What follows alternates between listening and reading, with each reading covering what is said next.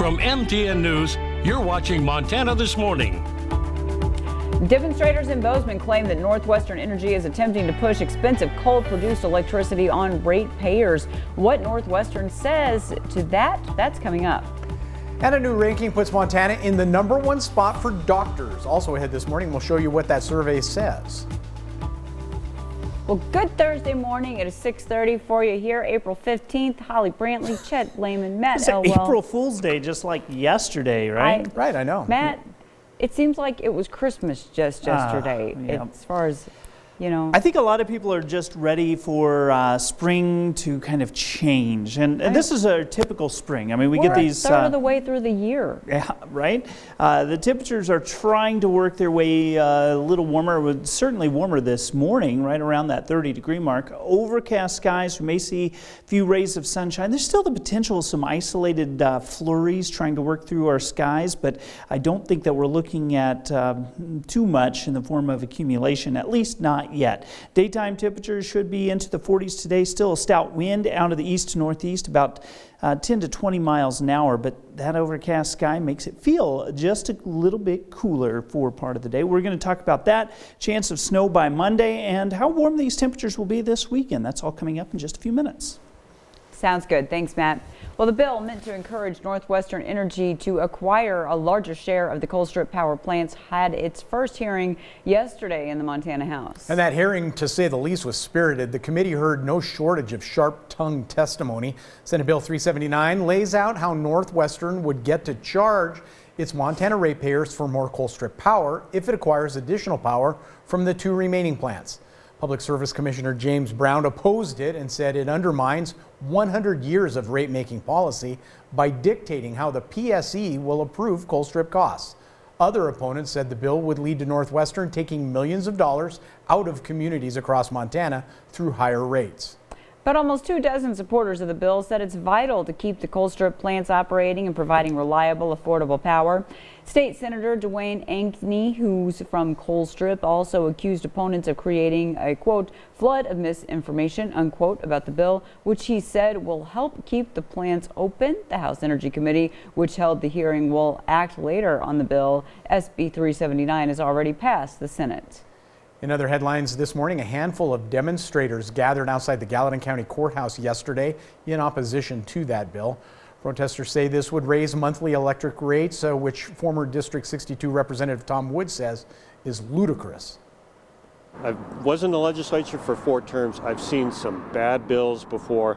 This is possibly one of the worst. They bought a share of Colstrip back in 2007, and they paid $187 million for that. Then they went before the Public Service Commission and they said, well, this thing is worth $407 million. That's what we want you to compensate us at. We are paying them back $407 million plus interest for that purchase. If this bill passes, we will continue to pay that for the next 20 years.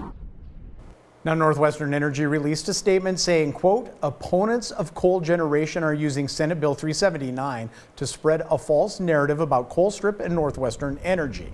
The company says in part the bill helps maintain at least a portion of the Colstrip power plant while affordable and reliable alternatives continue to be developed, and it's in the best interest of Montana and of our customers. Now here's a little more background. There are 4 generating units at Colstrip. Construction started in 1972. Owners paid the town and Rosebud County $13 million in 2014 in property taxes. Now that same year, the coal mine paid $9 million in taxes. Units 1 and 2 stopped operating in January 2020. That information from the Montana Department of Environmental Quality. Well, if you had to guess what's the best state in the country for doctors, would you guess Montana? Well, a new study says Montana is indeed the best. MTN's Coulter Onstadt explains. I got a chart I can stop and look at. Working as a doctor in Montana is the perfect fit for Dr. Jay Taylor.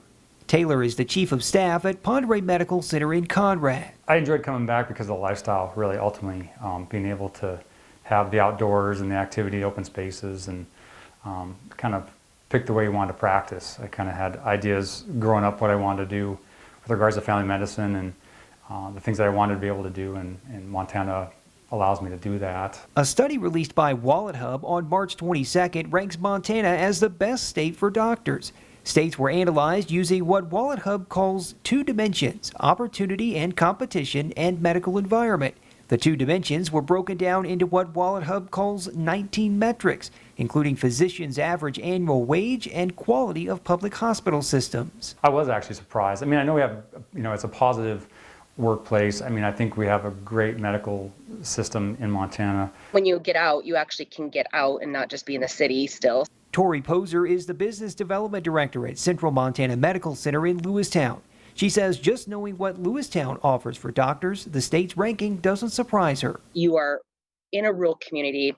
You can practice full spectrum of what you're credentialed to do. The sell for us here, too, is you have a work-life balance. Just one more reason Montana really may be the last best place. Colter Anstad, MTN News. Well, now to COVID-19, there are a number of things that can cause you to lose your sense of taste and smell, but with COVID, it has been a common side effect. Now, people report not being able to smell at all while they have the virus and having a distorted sense of smell after recovery. That can mean your coffee smelling like gasoline or orange juice smelling like a dirty diaper. We spoke with a doctor at the Monell Chemical Senses Center to learn more about how people are working to smell again.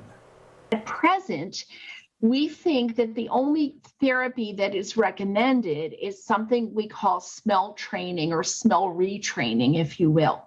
And that's basically using a very ritualistic experience twice a day with maybe 4 to possibly 6 different odorants and trying to smell them, as well as linking that experience, whether you have a conscious experience of it or not, with what you remember that smelled like before.